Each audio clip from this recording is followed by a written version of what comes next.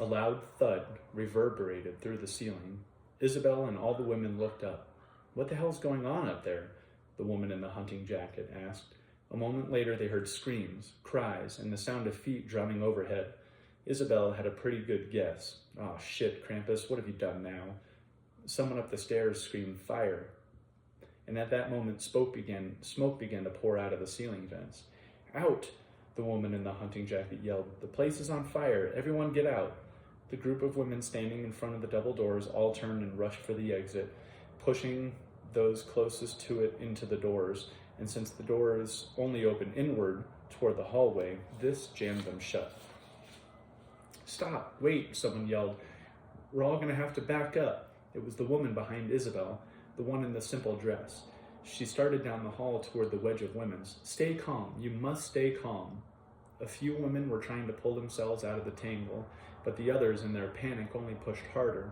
Isabel started forward, intent on pulling the women off one another when she heard screams coming from behind her. At least a dozen women had come out of the room at the far end of the hall and were stampeding toward her. Lacey stood right in their path. Isabel scrambled to get her, but she had no chance.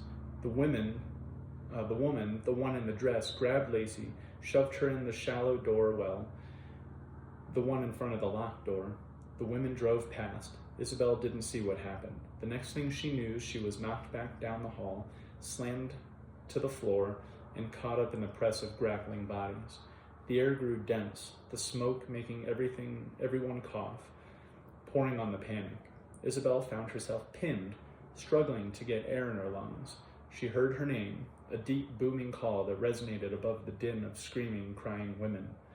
There came a terrific snapping and splintering of wood, and all at once a light appeared at the top of the double doors. There came another snap, more splintering, and a large chunk of door ripped outward. She saw him then, his glowing eyes and unmistakable silhouette. Krampus wrapped his large hands on the door, let out a roar, and gave a mighty tug. The door frame popped and snapped. One of the double doors broke free, crashing into the steps. And there stood the Yule Lord, tall and terrible, the bell sniffles just behind him. Krampus pulled the women out of the tangle, pushed them up the stairs, the bell sniffles in turn leading them out of the death trap. "Isabel," Krampus yelled, his voice frantic. "Where are you?" "Krampus," she managed to get a hand free and wave. Krampus shoved the women left and right, plowing his way toward Isabel, grabbed her and pulled her to her feet. "Hurry," he cried, pushing her toward the stairs. "Wait," Isabel shouted. She looked down the dim, smoky hall, searching for Lacey, and there she was, in that woman's arms, the one in the dress.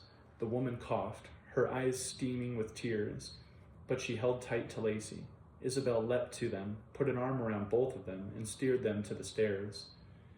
The last couple of women were stumbling up the steps with the help of Jessie and Chet. Isabel led Lacey and the women up and out, followed lastly by Krampus. They came out into the night air. Isabel drew in a deep breath. Never had air tasted so sweet. Ash and glowing cinders fell upon the snow.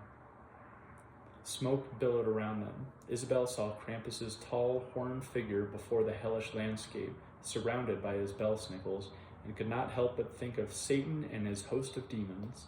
"Come," Krampus called, "let us find the Yule goats before they stray."